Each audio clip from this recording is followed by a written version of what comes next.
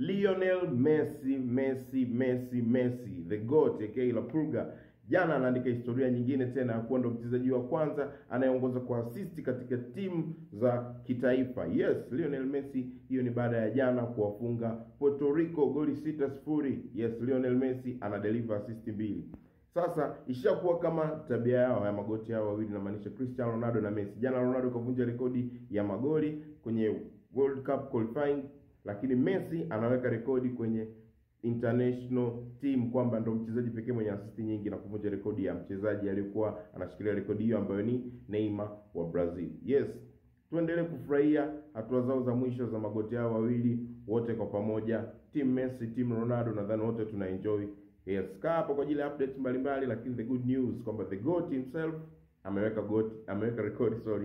rekodi nyingine. Niko hapa mimi kama mwekezaji halisi kupatia zile za ndani na nje ya dimba. Usitoke, kaa kwenye page hiyo, share na wenzako, follow, like na comment, stay updated. Allah